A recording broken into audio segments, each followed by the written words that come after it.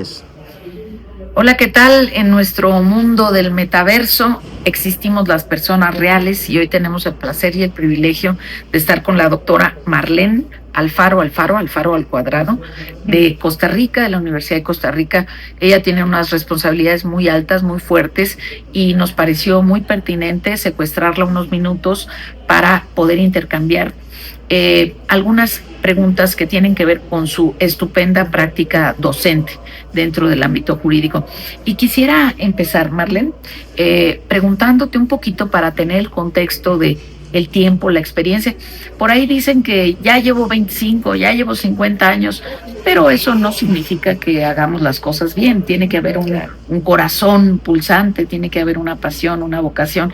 Entonces, yo quisiera que nos pudieras compartir desde cuándo empieza tu ejercicio docente y sobre todo, ¿cuál es la chispita? Si hay alguna chispita específica que te dice, sí, me quiero quedar aquí, que nos des un contexto de tiempo, si pudieras compartirnos para el auditorio. Claro que sí, con mucho gusto, doctora Sten, y muchas gracias por darme este espacio, de verdad que con mucho gusto.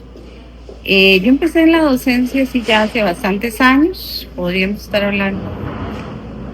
Inicié como profesora a nivel de colegio. Por allá, ¿Colegio te refieres a los primeros en años? Costa Rica es como la escuela secundaria. Más o menos de 12 a 15 por ahí. No, ya colegios como prepa, de 16, sí, 15 colegios a 18. Científicos ya eran estudiantes de 16, 17 años. Estamos hablando más o menos del equivalente a preparatoria. Como en los años, finales de los años 90, 97, 98, por ahí empecé, dando la materia de formación ciudadana, que en ese momento se contrataban abogadas y abogados para dar el colegio científico contratado. Entonces por ahí inició mi práctica como docente. Luego, pues sí, ya empecé como docente en Derecho en diferentes universidades y en la Universidad de Costa Rica. Y realmente la docencia es algo que me apasiona, me gusta trabajar en el aula, en contacto con los estudiantes, el contacto, toda lo que es la parte de la academia, pero sobre todo el trabajo en el aula y las diferentes prácticas, porque yo creo que uno como docente aprende mucho día a día de los estudiantes, todos los días, y no todos los días, pero sí recurrentemente uno se sorprende de cuánto aprende y también de cómo va con los años mejorando esa práctica, ¿verdad? Eso es lo que hace que ir a dar, impartir lecciones, estar con los estudiantes, desarrollar las estrategias en el aula, realmente es algo que me llena. Ciertamente yo veo muy difícil que haya un momento así cumbre en el que digas definitivamente yo sí quiero ser docente, porque son procesos, hay veces que son desalentadores, hay veces que dices, pero ¿cómo es posible que no haya yo logrado tales objetivos si hice todo lo que tenía que hacer? Pero luego también hay estos momentos en los que dice uno, vale la pena, voy a seguir, voy a insistir. ¿Nos quisieras compartir alguno de esos momentos como desalentadores y alguno de esos momentos mágicos o lo puedes identificar? Creo que quizás los momentos más enriquecedores, digamos mágicos, es cuando te encuentras con personas que fueron estudiantes tuyos hace muchos años y llegan y te dicen, usted me marcó, usted, para mí usted fue un referente, para mí yo aprendí esto, lo otro, ¿verdad? Y que lo recuerdan a uno con cariño y además que le señalan de que aportó uno algo en esa formación, ¿verdad?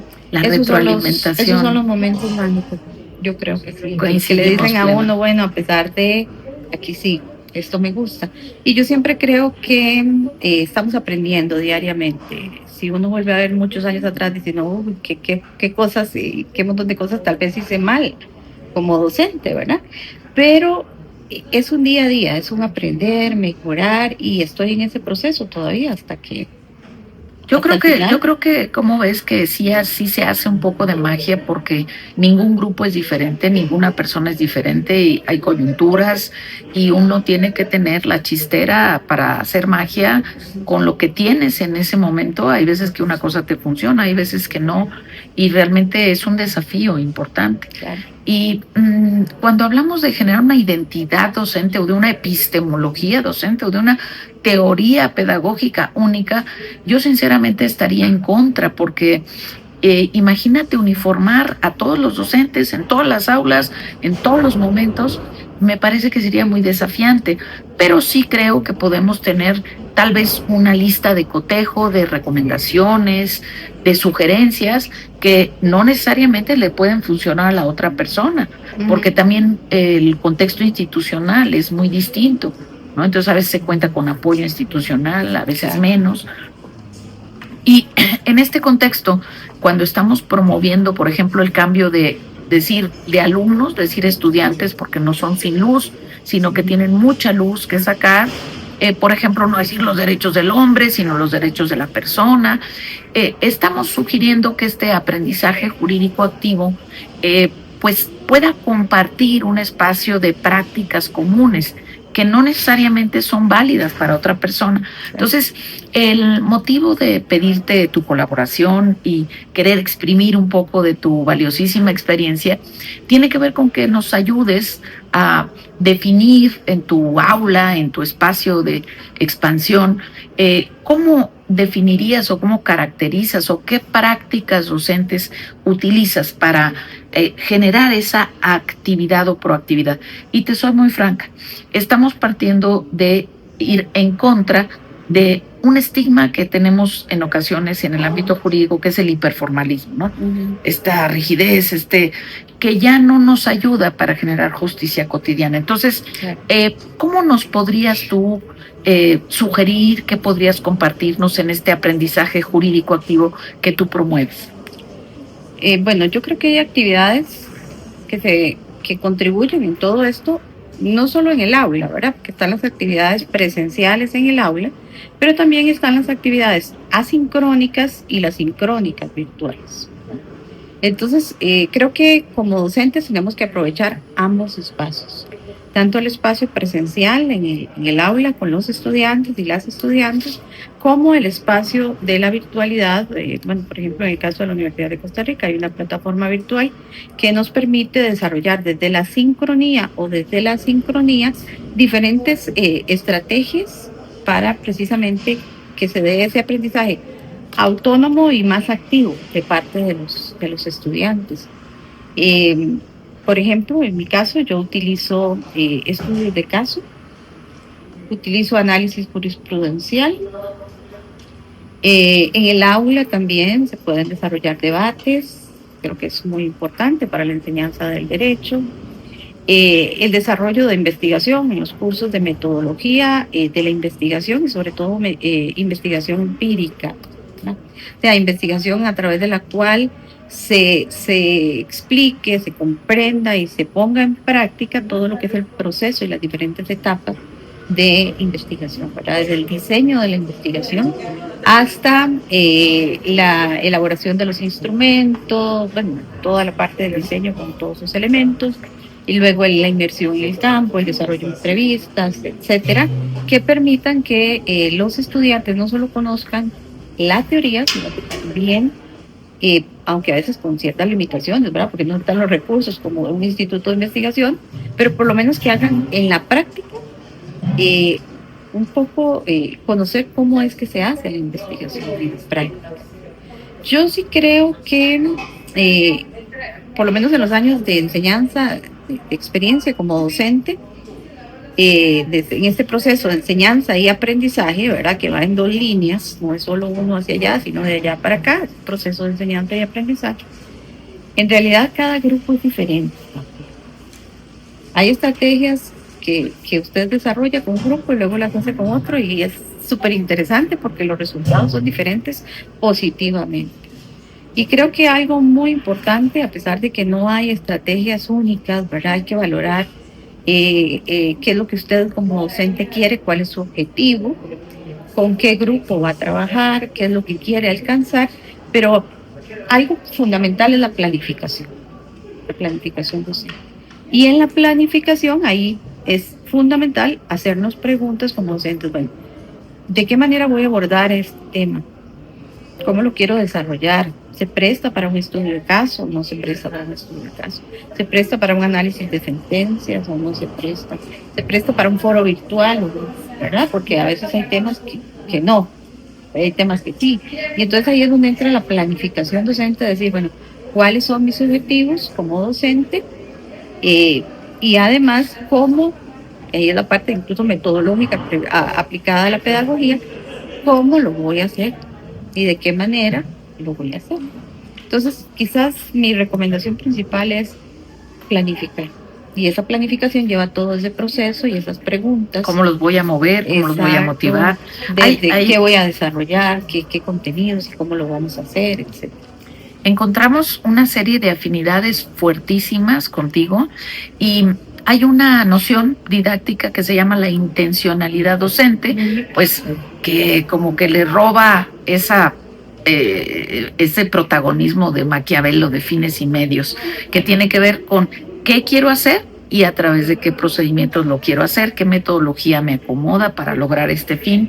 Y desde luego es algo que es muy importante que las y los docentes lo hagamos expreso. Pero, pues mira, hay una serie de recomendaciones, la dramatización, el roleplay, etcétera, pero creo que algo en lo que tú aciertas es pues si tenemos o no tenemos los recursos. Yo les digo, ¿qué harían si no tienen nada?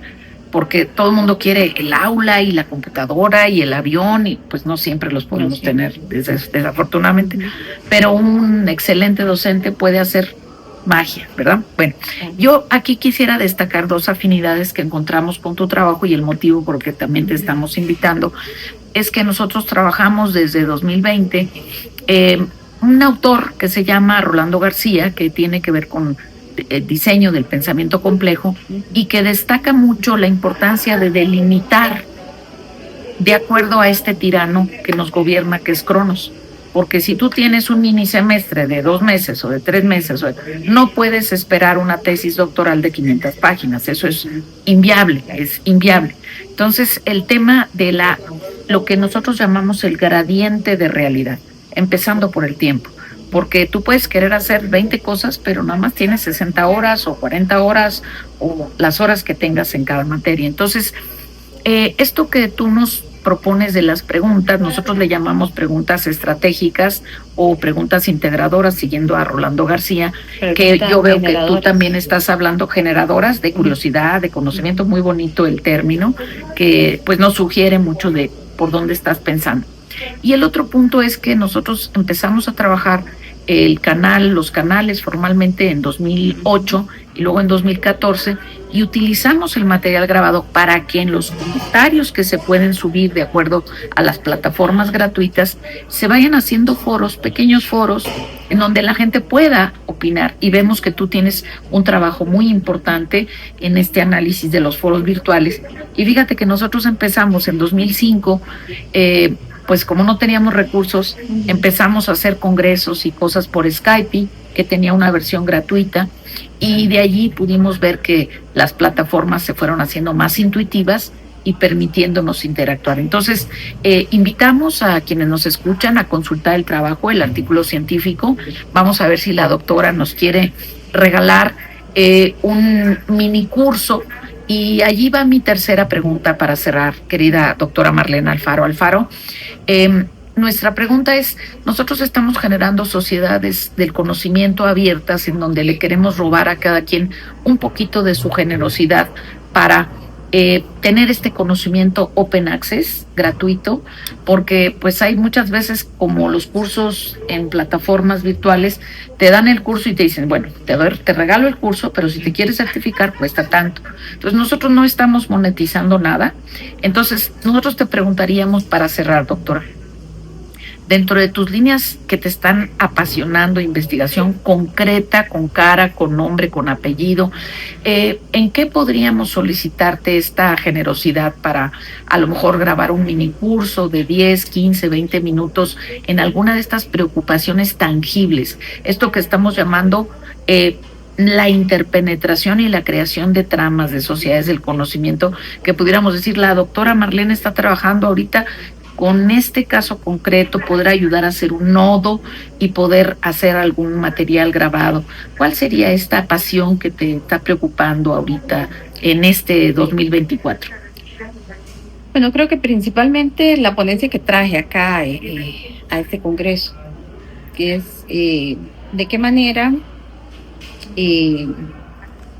se puede hacer o fortalecer más a nivel jurídico la investigación empírica, y bueno, en el caso mío con enfoque cualitativo, pero creo que también puede hacerse investigación empírica con enfoque cuantitativo o mixta, ¿verdad? También. Creo que es algo que me está apasionando mucho ahora. Tengo algunos proyectos de investigación y incluso también cómo la inteligencia artificial tiene esa relación con, o puede colaborar, o bueno, todas las preguntas que surgen en torno a de qué manera la inteligencia artificial facilita, y también qué cuidados hay que tener, qué riesgos, qué situaciones hay que considerar en la investigación jurídica, pero más empírica, ¿verdad? No tan teórica, sino más empírica y desde los diferentes enfoques. Otra de las cuestiones que compartimos con la doctora es el aprovechamiento de este texto que ha venido mutando como Kafka, que es Hernández Sampieri, Metodología para la Investigación, que encontramos que también la doctora lo usa, lo cita, que Sampieri no es abogado, pero nos brinda unas plataformas maravillosas, y digo yo que el texto ha venido creciendo, ya es un mamotreto gigante, pero hay ediciones muy amigables para estudiantes, y pues estamos justamente viendo formas, sugerencias concretas, doctora, para que los y las docentes puedan hacer esta investigación empírica. Entonces, pues nos dará un honor y un privilegio que puedas compartirnos algunas de esas sugerencias, que tú les dijeras, docentes del mundo, que escuchen y entiendan y comprendan esta presentación con los traductores de la inteligencia artificial, en qué se puede ahorita o en qué se necesita y urge hacer investigación empírica. Nosotros estamos trabajando con personas en situación de vulnerabilidad, y bueno, pues créeme que para nosotros es un verdadero privilegio, un honor que nos hayas regalado estos minutos. Ya identifican ustedes el trabajo, lo pueden googlear y la pueden encontrar. La doctora Marlene Alfaro, que nos visita de esa tierra bellísima, tan cuidadosa del medio ambiente, con unas playas, unos lugares divinos. Ojalá que nos vengas a presentar algún museo, alguna obra de arte, algún paisaje de tu hermoso Costa Rica. Doctora, encantados. Gracias. Muchísimas gracias. Muchísimas gracias. Gracias.